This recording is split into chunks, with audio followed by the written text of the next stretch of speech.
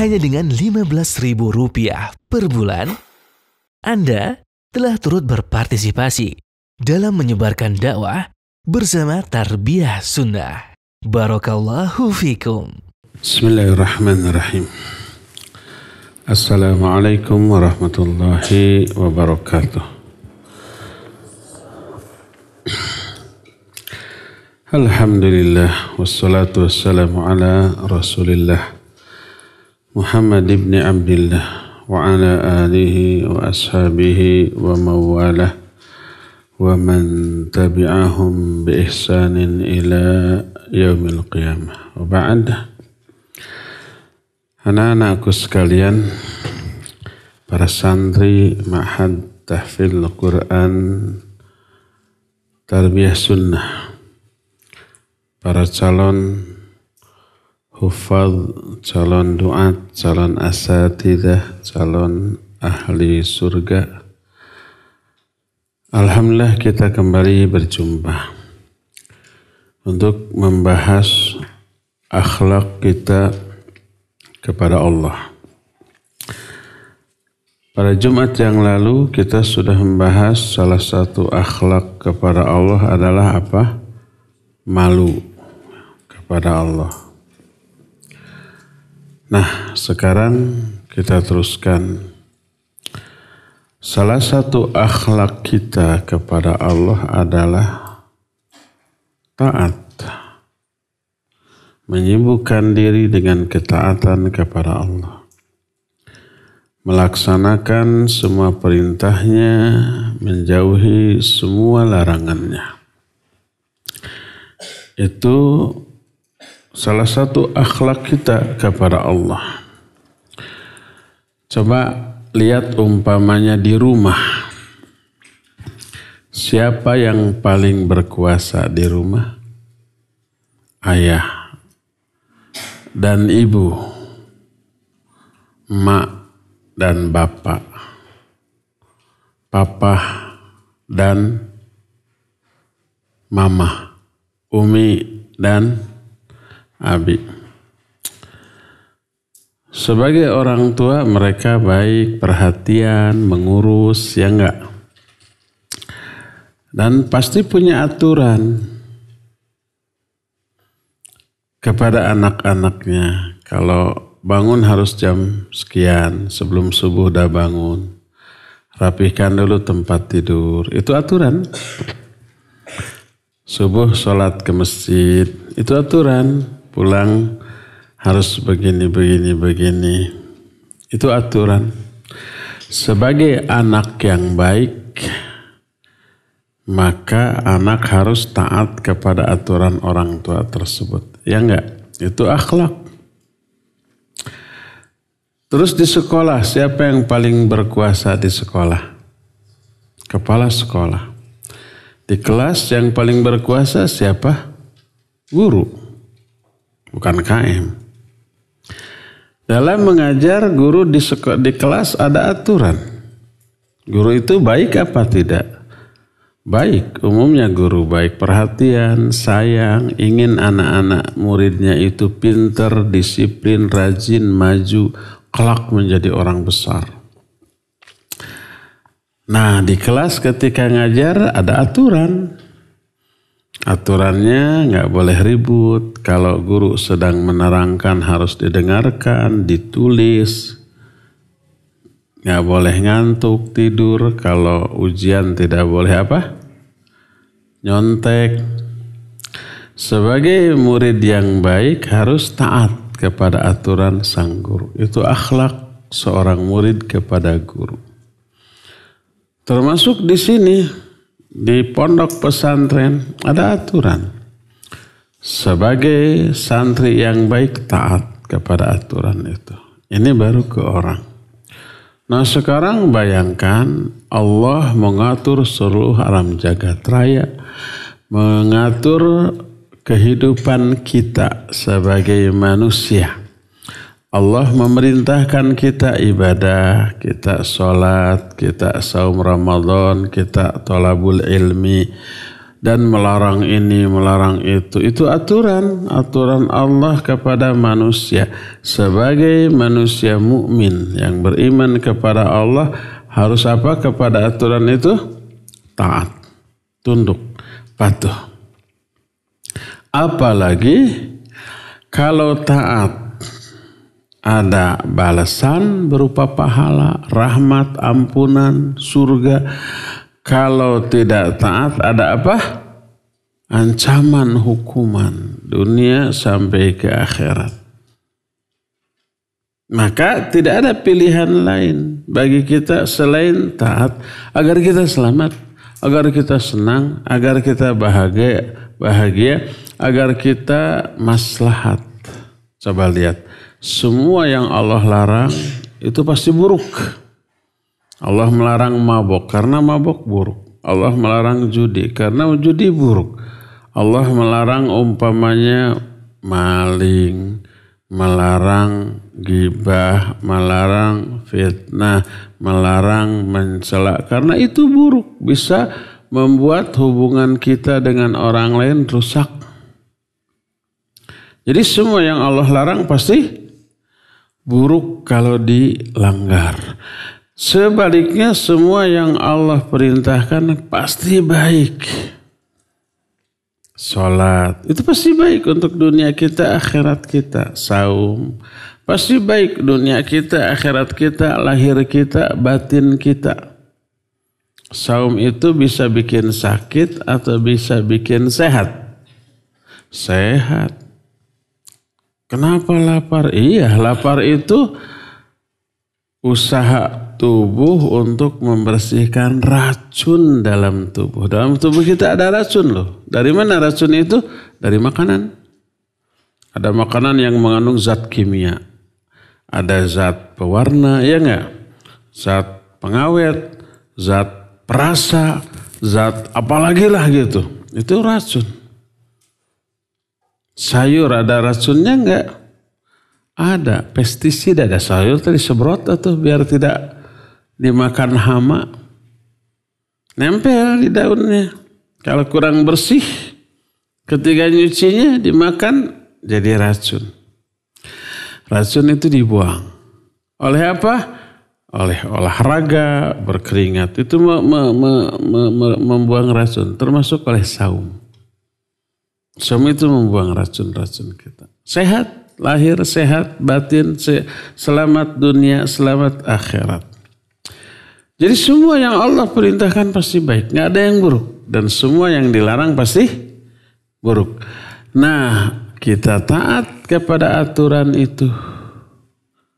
Laksanakan semua perintahnya. Jauhi semua larangannya. Maka pasti baik akibatnya bagi kita. Dan itulah akhlak kita kepada Allah yang wajib dilakukan, yaitu mentaati aturan-aturannya. Melaksanakan semua perintah, menjauhi semua yang dilarangnya. Siapa orang yang melaksanakan perintah Allah, semua perintah, baik yang wajib apalagi yang termasuk yang sunat, maka dia akan sibuk dengan melakukan kebaikan. Sehari-harinya kalau sholat kan gak setiap saatnya. Berapa kali kita sholat sehari semalam? 5 kali, itu pun hanya yang wajib. Sekali sholat berapa menit? Paling 5-10 menit dengan sholat sunnatnya. Kali 5. Kan 5 kali, 10 menit kali 5, 50 menit. Enggak sampai sejam jumlah waktu untuk melakukan semua sholat yang 5 waktu. Kita dalam sehari semalam punya waktu 24 jam. Sejam untuk sholat, 23 jam. Bebas. Tapi ada yang sunnahnya, amalan sunnah, baca Quran, menghafalkannya, menghafalkan doa-doa, zikir-zikir, belajar ilmu-ilmu syar'i. Sibuk dengan itu. Kesibukan kita dalam melakukan ketaatan kepada Allah merupakan akhlak yang baik kepada Allah Subhanahu wa ta'ala. Siapa yang tidak taat kepada aturan maka akhlaknya buruk kepada Allah. Murid di sekolah nggak taat, guru lagi menerangkan dia ngobrol, dia tidur, dia malah main game, ketahuan oleh guru, dihukum nggak tuh? Dihukum. Sini gamenya diambil. Ngobrol, kamu ngobrol wae dijembel. Nggak nurut wae, keluar aja kamu, keluar, diusir, bisa-bisa ya. Bikin jengkel guru. Anak tidak nurut ke orang tua, tidak taat. Apa yang dirasakan oleh orang tua? Kesel ya? Kesel. Ada orang tua yang menangis karena kebandalan dan kenakalan si anak? Ada. Jangan sampai kalian seperti itu ya. Itu akhlak yang buruk. Apalagi kepada Allah. Kalau seorang hamba tidak taat kepada Allah, perintahnya diabaikan, larangannya dilanggar, Allah marah. Kalau Allah sudah marah, bahaya kita, ya. Hidup kita akan sengsara dunia, celaka di akhirat. Jadi salah satu adab atau akhlak yang baik kita kepada Allah adalah taat kepada Allah dan menyibukkan diri kita dengan amal-amal ketaatan baik yang fardu ataupun yang sunnah. Orang yang melakukan ketaatan atau menyibukkan diri dengan mentaati Allah akan memperoleh beberapa keuntungan. Keuntungan pertama, dia akan dicintai oleh Allah. Anak yang nurut ke orang tua, taat ke orang tua bakal sayang, bakal cinta. Murid di sekolah yang taat kepada aturan, taat ke guru, taat ke kepala sekolah akan dicintai oleh guru. Santri yang taat kepada aturan di pondoknya akan dicintai oleh ustadz-ustadznya. Seorang hamba yang taat kepada Allah, melaksanakan perintah yang wajib termasuk yang sunnah, menjauhi yang haram, yang dilarang, akan dicintai oleh Allah. Ini sebuah hadis sahih riwayat Bukhari dalam kitab Sahih Bukhari. Rasul SAW bersabda bahwa Allah berfirman. Hadis apa ini namanya? Hadis Qudsi. Hadis Qudsi itu ucapan Nabi tapi redaksinya dari Allah. Wa firman Allah tapi redaksinya susunan kalimatnya dari Nabi SAW. Allah berfirman. وَلَا يَزَالُ عَبْدِي يَتَقَرَّبُ إِلَيَّ بِالنَّوَافِلِ حَتَّى أُحِبَّهُ. Tidak henti-hentinya hambaku mendekatkan dirinya kepadaku dengan mengerjakan amalan sunnah setelah yang fardu sampai aku mencintainya. Jadi siapapun manusia yang mendekatkan diri kepada Allah dengan cara semua kewajiban dilaksanakan, yang sunnah juga dilakukan. Kata orang Selacau, fardu kalaku, sunnah kalampah. Yang fardu dilakukan, yang sunnah dilaksanakan. Aku akan mencintai hamba seperti itu. Itu kata Allah. Jadi orang yang taat dicintai oleh Allah. Apa sih untungnya kalau sudah dicintai oleh Allah? Ya pasti untung lah. Jangankan dicintai oleh Allah, dicintai oleh sama manusia. Kita dicintai oleh teman-teman, oleh guru, oleh orang tua. Oh, senang kita. Bahagia berada di tengah orang yang mencintai kita. Apalagi oleh Allah dicintainya. Penguasa alam jagat raya, pengatur seluruh kehidupan kita. Pasti bahagia. Salah satunya Allah berfirman, "Fa idza ahbabtuhu", kuntu sam'ahu alladhi yasma'u bih wa basarahu alladhi yubsiru bih wa yadahu allati yaftashu biha wa rijlahu allati yamshi biha wa in salani la'utiyannahu wa la in ista'adhani la'idhannahu. Kalau aku sudah mencintai seorang hamba, aku akan menjadi pendengarannya yang dengannya lah dia akan mendengar. Aku akan menjadi penglihatannya yang dengan penglihatan itu dia melihat. Aku akan menjadi kedua tangannya yang dengannya lah dia bertindak. Aku pun akan menjadi kedua kakinya yang dengannya lah dia melangkah. Kalau dia minta sesuatu kepadaku, pasti aku beri. Kalau dia butuh perlindungan, pasti akan aku lindungi. Nah, itu orang yang sudah dicintai oleh Allah. Keuntungannya luar biasa. Dan orang itu dicintai oleh Allah karena taat kepada Allah Azza wa Jalla. Inilah keuntungan pertama orang yang taat kepada Allah. Kedua, salahul ahwal fid dunya wa dzalika bil barakah fil arzaq wal aqwat. Kedua, keuntungan orang yang taat adalah akan baik kehidupannya di dunia, sejahtera, berupa akan diberi barokah dalam rizkinya dan seluruh urusannya dimudahkan. Rizkinya dilancarkan. Tidak akan seret, tidak akan sengsara, tidak akan susah hidupnya. Akan gampang, senang dan bahagia. Itu baru di dunia. Kata siapa itu teh? Kata Allah dalam Al-Quran. Nih lihat Al-Quran surah Al-A'raf 96. Allah berfirman. Ada yang bisa melanjutkan? Saya bacakan kalimat awal dari ayat ini. Kalian baru beberapa bulan di sini. Tahun depan kalau saya membacakan ayat di awalnya harus sudah bisa melanjutkan sendiri.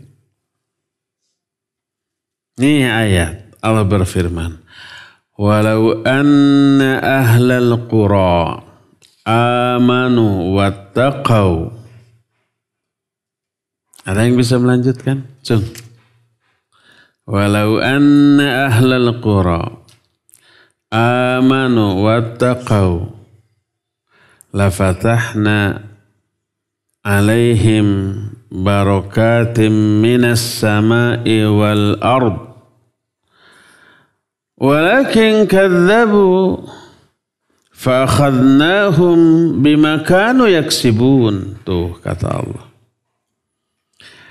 Seandainya penduduk suatu negeri taat kepada Allah, beriman dan bertakwa. Kalau ada orang yang taat kepada Allah, iman, takwa kepada Allah, kami akan bukakan bagi mereka pintu-pintu barokah dari langit dan bumi. Berupa rizki yang melimpah. Memperoleh rizki bagi orang yang taat itu mudah, luar biasa. Allah mudahkan. Seluruh urusannya dipermudah. Kalau ada masalah, segera dikasih solusi, jalan keluar oleh Allah. Kalau butuh uang dan tidak tahu harus ngapain, pintu rizki dibuka secara tak terduga oleh Allah. Tiba-tiba aja ada jalan. Allah berfirman, "Wa may yattaqillaha yaj'al lahu makhraja wa yarzuqhu min haitsu la yahtasib." Siapa orang yang bertakwa kepada Allah? Takwa itu taat kepada perintahnya, menjauhilah semua larangannya. Siapa orang bertakwa, Allah akan kasih jalan keluar dari semua kesulitan hidup dan Allah akan kasih rizki yang tidak disangka-sangka. Alhamdulillah di ma'had ini ada rizki ya. Mana cung rizki mana?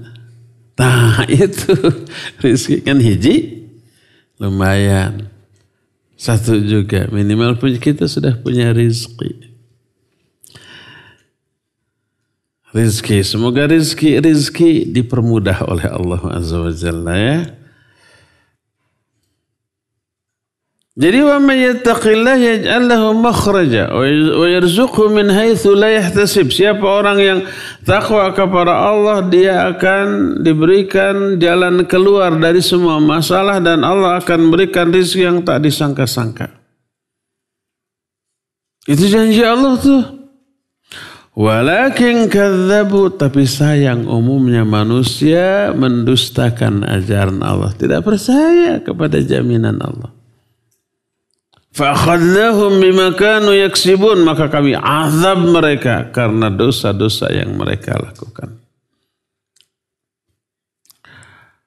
Oleh karena itulah maka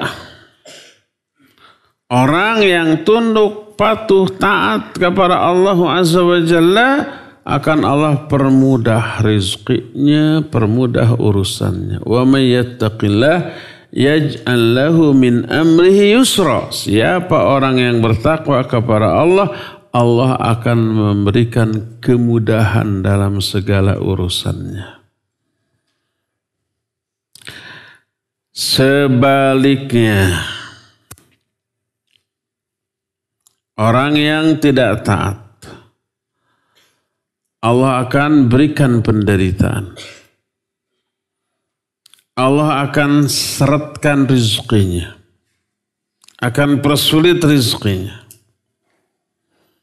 Allah akan binasakan dia sehingga kehidupannya sempit di dunia tuh.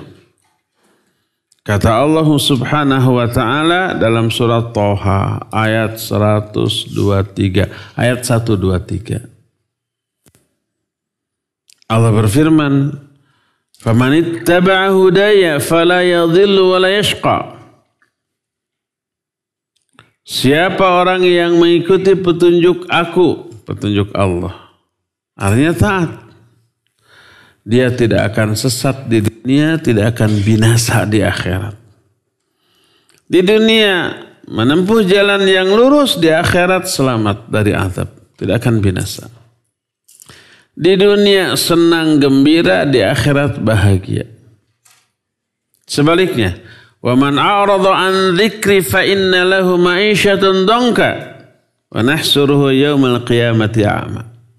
Siapa orang yang berpaling dari peringatanku, tidak mau taat kepada Allah, perintah Allah tidak dilaksanakan, larangan Allah tidak dijauhi, fa inna lahu ma'isyatan dhanka, orang itu akan diberikan kehidupan yang sempit, yang sumpek. Ini di dunianya loh. Di akhiratnya gimana? Wa nahsyuruhum yaumal qiyamati a'ma, dan kami akan kumpulkan orang itu pada hari kiamat dalam keadaan buta. Gak bisa melihat. Dia protes kepada Allah, Rabbi lima hasyartani a'ma wa qad kuntu basira. Ya Allah, kenapa engkau kumpulkan aku dalam keadaan buta padahal waktu di dunia kami melihat. Di dunianya melihat, di akhiratnya dikumpulkan dalam keadaan buta, menderita tuh. Allah berfirman, Allah menjawab, kadzalika atatska ayatuna fanasitaha wa kadzalika al-yauma tunsa. Demikianlah dulu waktu kalian hidup di dunia telah datang kepada kamu ayat-ayat Allah, tapi kalian mengabaikannya, melupakannya. Maka demikian pula saat ini kalian diabaikan, kalian dilupakan dengan cara dibutakan. Bahkan tidak hanya buta, tuli juga bisu. Dan ketika berjalan bukan berjalan dengan kakinya, tapi berjalan dengan wajahnya. Bayangkan. melangkah dengan wajah kayak gimana. Di dunia, sehebat-hebat orang jago akrobat, tidak ada yang bisa berjalan dengan wajah. Paling dengan tangan. Ada yang bisa berjalan dengan tangan? Ada. Ada yang bisa berjalan dengan egrang? Ada. Tapi nggak ada yang bisa berjalan dengan wajah. Rusak wajahnya. Di akhirat, orang yang tidak taat itu berjalannya dengan wajah. Ada sahabat yang tanya, wahai Rasulullah, bagaimana mungkin orang bisa berjalan dengan wajah? Kan susahnya. Dengan tangan aja susah. Kata Nabi SAW, Allah yang membuat kita bisa berjalan dengan kedua kaki, maka pasti mudah bagi Allah membuat orang berjalan dengan wajah. Oleh Allah nanti diberi kemampuan. Dan itu kehinaan. Penghinaan, tersiksa, berjalan dengan wajah. Wajah yang selama ini sangat dimuliakan, diagung-agungkan. Ternyata nanti di akhirat di paling bawah dan dipakai alat jalan rusak.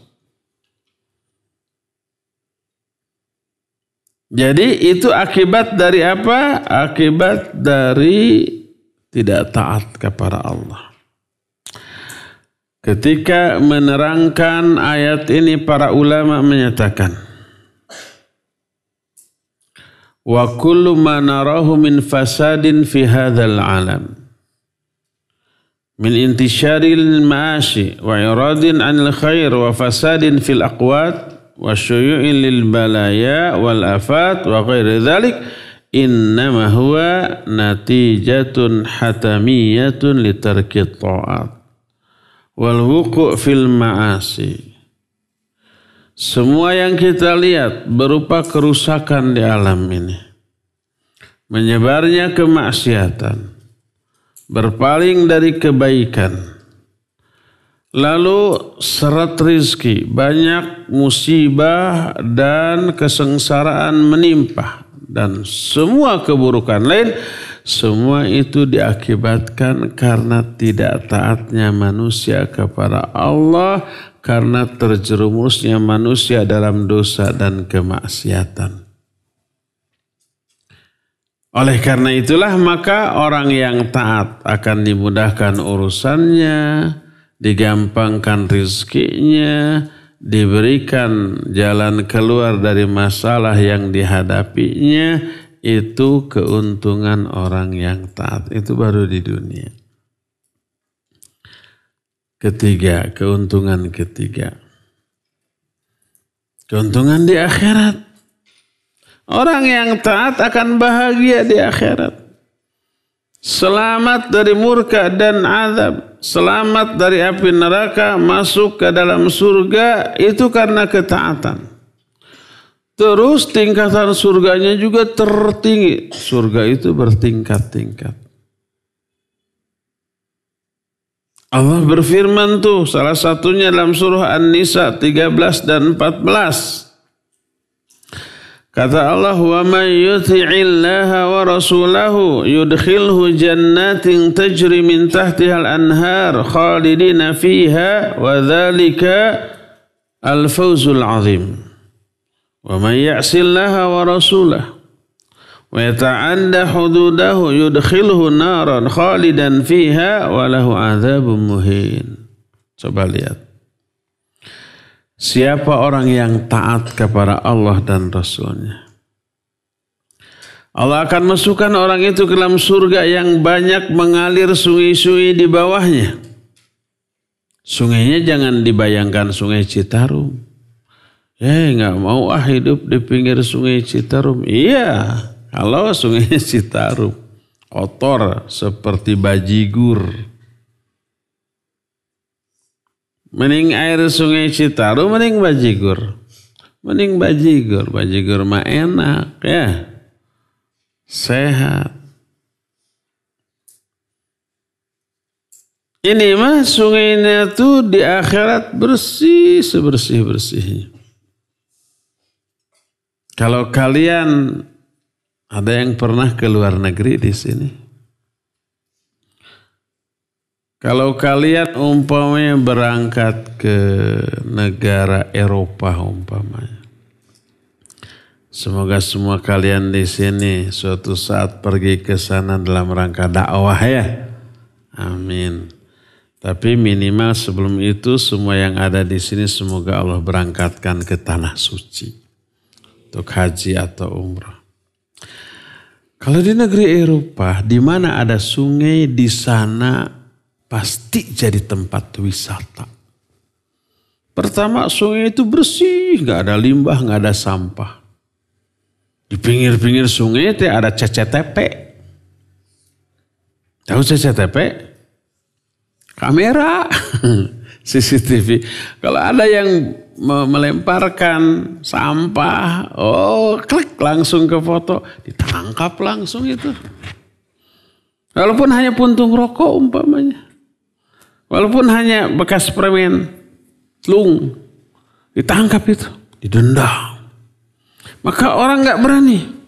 Kalau habis makan permen disakuan, jangankan buang ke sungai, buang di jalan juga bisa didenda. Ada tempat sampah di Sakua, nanti ada tempat sampah baru masuk. Karena dendanya besar, orang nggak berani buang sampah sembarangan. Beda dengan di kita ya, ke sungai juga, berus-berus ada CCTV, cuek nggak ditangkap tuh orang. Kemarin saya lihat berita tuh, kalau nggak salah di YouTube juga ada, datang truk bawa sampah malam-malam ke jembatan sungai, itu semua sampah yang ada di sana ke sungai, ketangkap sama CCTV, masuk TV, nggak tahu dia tangkap, nggak tahu orang, harusnya ditangkap, ada aturannya. Di Eropa itu sungai itu jernih, ikan-ikannya kelihatan, ada angsa-angsa yang di sana berenang secara bebas dan aman. Angsa itu liar, nggak boleh ditangkap. Makanya kalau ditangkap oleh kita, apalagi sembelih, kita bisa dihukum. Makanya angsa di sana aman. Ketika manusia datang, mereka datang. Karena biasanya orang datang bawa makanan, dilempar ke berebut burung-burung.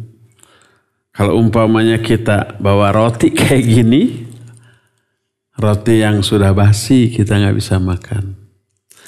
Saya suka memilih roti diambil basi, bawa ke taman, dilempar ke atas, di atas disambar sama apa? Sama burung, seneng gitu ya. Yang tidak sempat kesambar ke bawah ada angsa-angsa.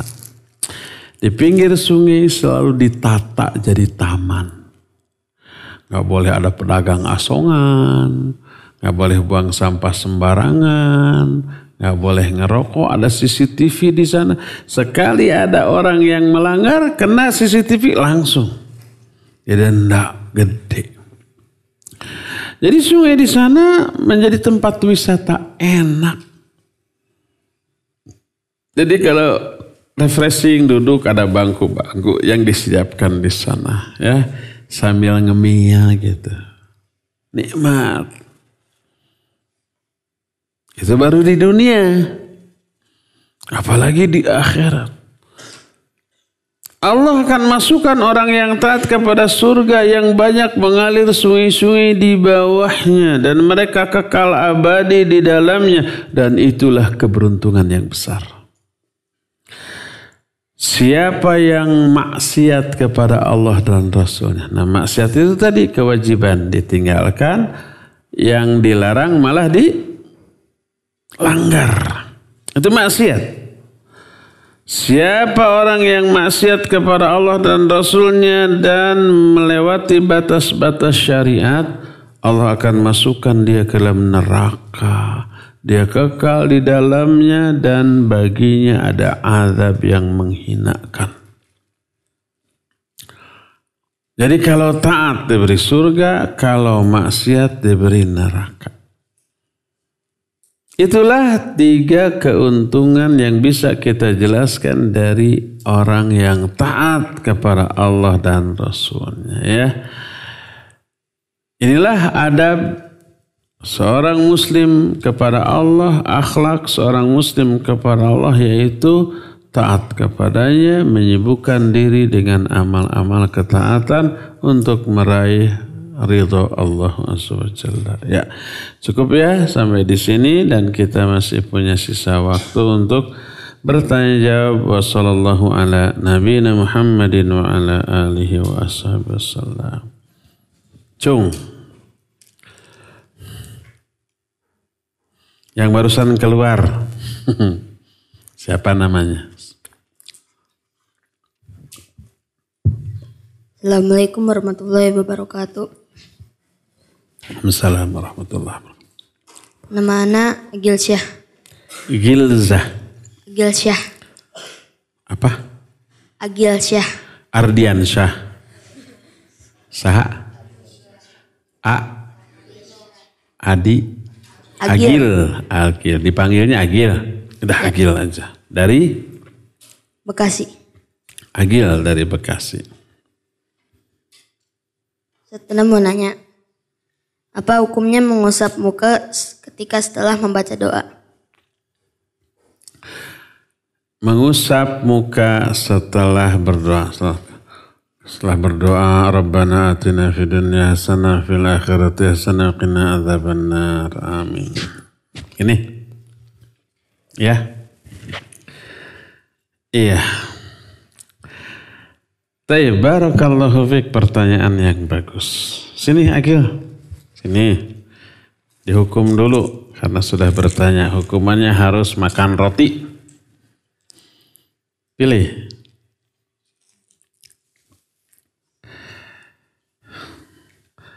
Jangan kebanyakan makan roti, nanti gendut loh. Saya tanya, berdoa itu ibadah atau adat? Ibadah. Bukan adat, bukan budaya, bukan kebiasaan, tapi ibadah. Kalau ibadah, tata caranya harus mencontoh siapa? Nabi Muhammad SAW. Nabi kita suka berdoa apa tidak? Suka. Suka mengangkat tangan apa tidak? Suka. Diperintahkan, dianjurkan. Pada umumnya doa, kecuali ketika khutbah Jumat, imam doa, jangan angkat tangan. Ketika ba'da sholat fardu, wirid, zikir, lalu doa, jangan angkat tangan di sana. Doanya bagus boleh, tapi jangan angkat tangan. Kenapa? Karena Nabi pun seusai sholat suka berdoa, tapi tidak angkat tangan. Dan itulah sunnah Nabi setelah ketika berdoa setelah sholat tidak mengangkat tangan. Adapun di luar itu, ya Nabi menganjurkan angkat tangan antara azan dan qomat doa. Silakan angkat tangan. Habis selesai sholat tahajud kita doa, silakan angkat tangan. Nah, walaupun Nabi angkat tangan pas seusai sholat, seusai berdoa, beliau tidak mengusapkannya ke wajah. Setelah itu udah. Jadi kalau doa kita ingin mencontoh Nabi SAW, jangan usapkan ke wajah. Karena Nabi dan para sahabat pun tidak mengusapkannya ke wajah. Terus orang yang mengusapkan ke wajah ngikutin siapa atau nggak tahu ngikutin siapa. Kata orang Selacau mah tuturut munding. Tulis tuturut munding. Tahu munding apa? Kebo. Disebut tuturut munding, kebo itu gede, tenaganya besar. Kita dorong oleh berlima, dogong. Siapa yang kalah? Kita berlima kalah sama Muning. Gede, tenaganya besar, tanduknya juga runcing dan besar. Tapi kalau sudah dicocok hidungnya sama tali, dituntun sama anak kecil, nurut apa tidak? Nurut, ngikut. Walaupun dituntun ke jagal untuk disembelih, ikut dia. Kemana dia dibawa, dia ikut. Walaupun gak tahu tujuan, gak tahu alasan, walaupun dibawa ke jagal untuk disembelih, ikut.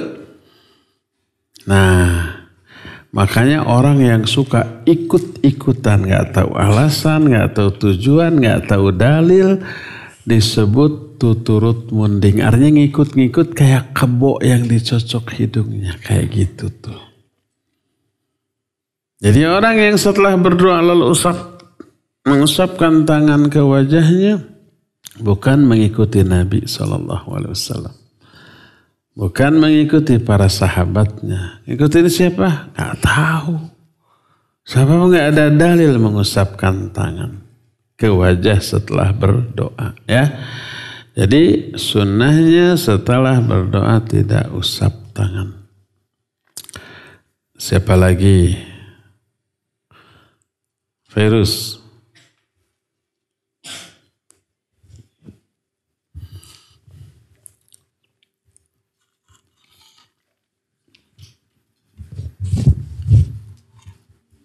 Assalamualaikum warahmatullahi wabarakatuh. Waalaikumsalam warahmatullahi wabarakatuh. Nama-nama? Virus. Ustaz, saya mau nanya. Misalnya ada seseorang yang melaksanakan sholat Jumat, terus pas sedang melaksanakan sholat Jumat dia batal, lalu dia berwudu, terus pas selesai berwudu dia melanjutkan sholat Jumat, pas mendatangi saf semuanya pada bubar. Udah salam gitu. Udah.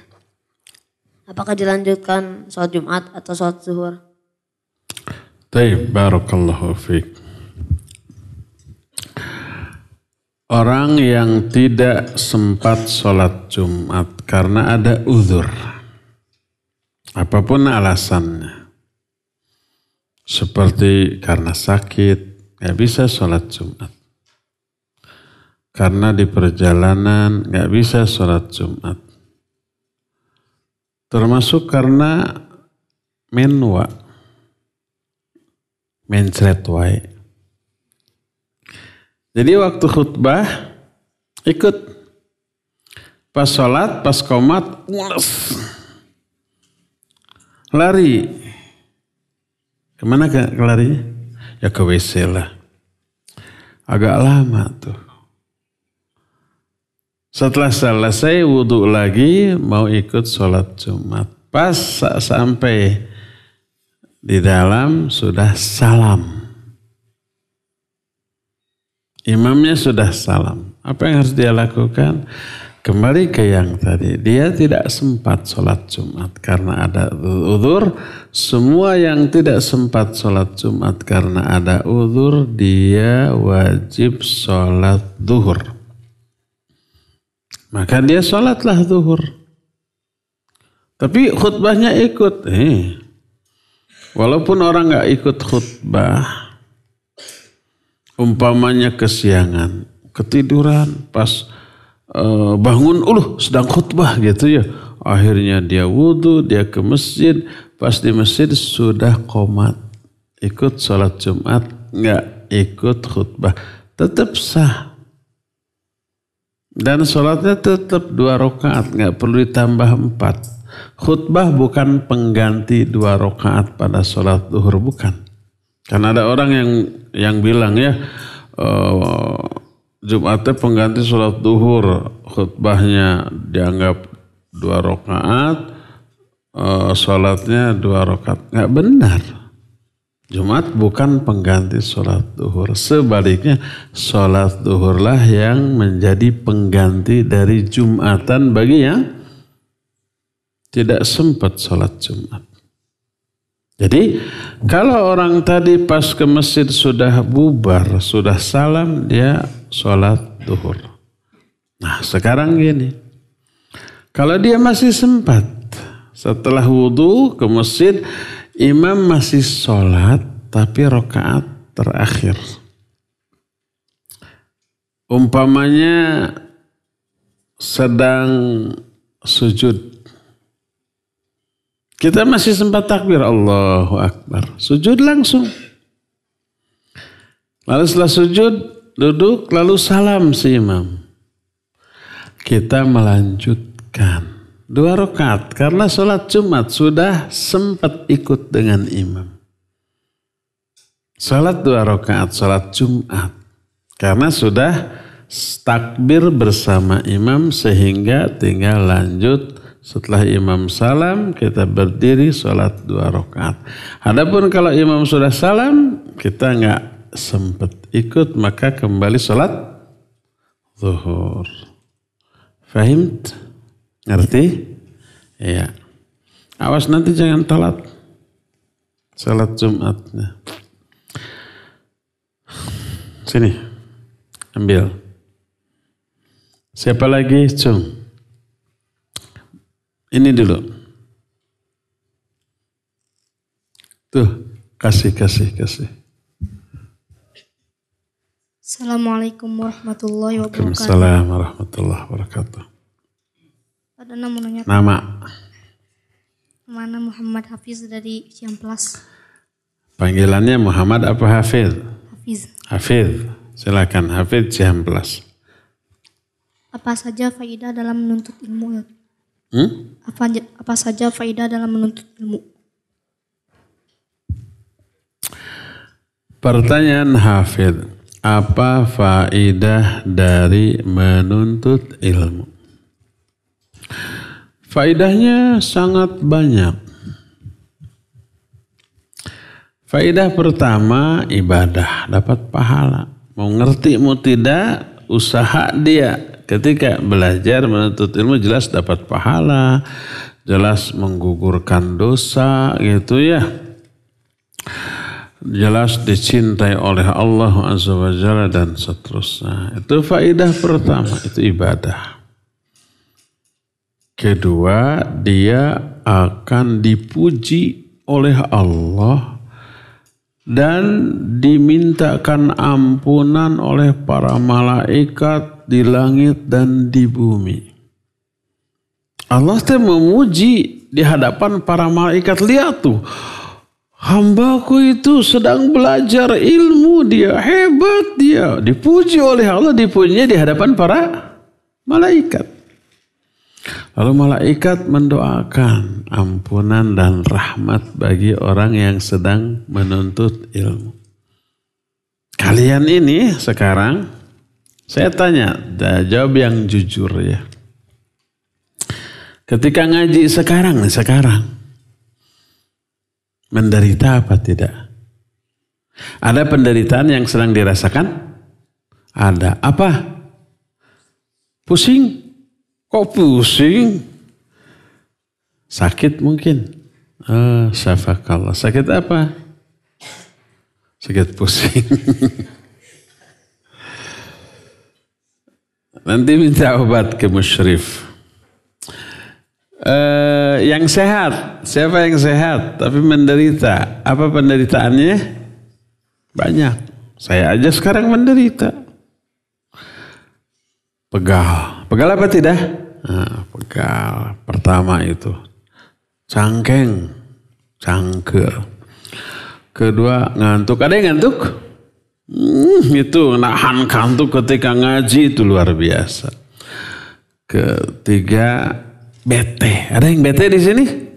Ada yang bete. Itu banyaklah penderitaan. Nah, penderitaan seperti ini itu mengundang pujian Allah kepada orang itu di hadapan para malaikat. Lalu malaikat mendoakan ampunan dan rahmat bagi orang yang sedang belajar kayak gini. Ini disebutkan dalam salah satu hadis yang diterima dari Abu Umamah Al-Bahili radhiyallahu anhu. Kata Abu Umamah, dzukira li Rasulillah sallallahu alaihi wasallam rajulan, ahaduhuma alim wal akhar abid. Ada dua orang. Oleh orang-orang ditanyakan kepada Nabi sallallahu alaihi wasallam, siapa yang lebih mulia di antara dua orang ini?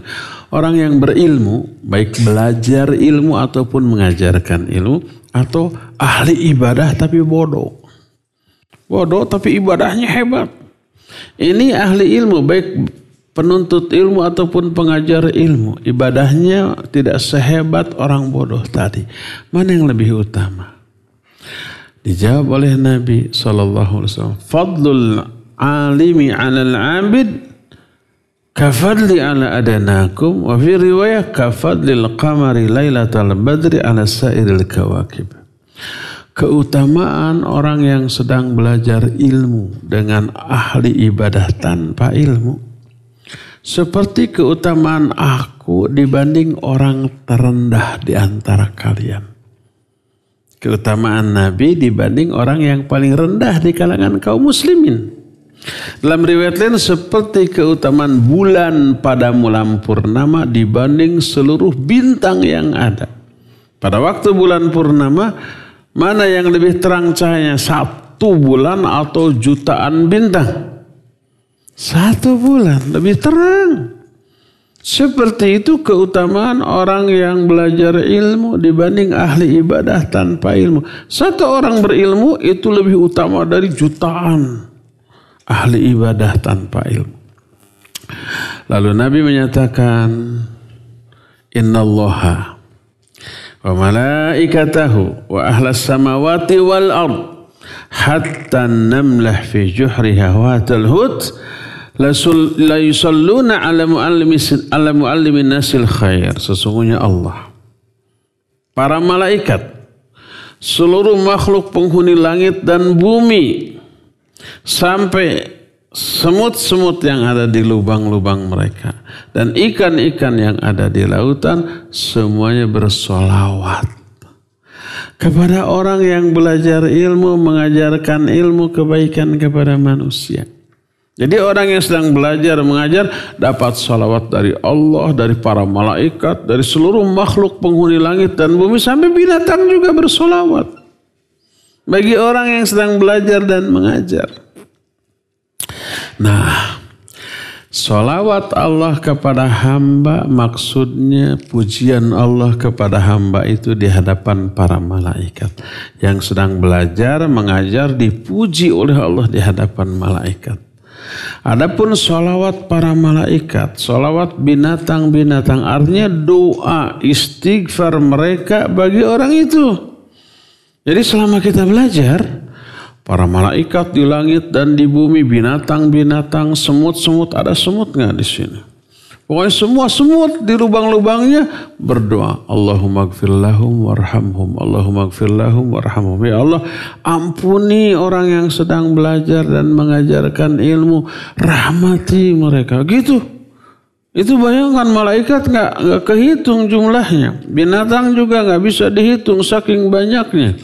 Mereka semua berdoa untuk yang menuntut ilmu dan mengajarkan ilmu. Itu diantara faidah dari menuntut ilmu, luar biasa ya. Jadi tanpa kita sadari, tanpa kita ketahui, kita ini sekarang di tengah penderitaan, nahan ngantuk, cangkel, pegel, capek, bete, kita didoakan oleh semua makhluk. Wallahu a'lam bishawab. Sini Hafid, sini. Kena hukuman karena bertanya. Hukumannya makan kue. Cung, siapa lagi? Bukhari, sini maju. Antum maju, itu maju. Ambil, tuh maju. Siapa yang tadi ngarung? Maju. Subhanakallahumma bihamdika asyhadu an la ilaha illa anta astaghfiruka wa atubu ilaik. Walhamdulillahirabbil alamin. Wassalamualaikum warahmatullahi wabarakatuh.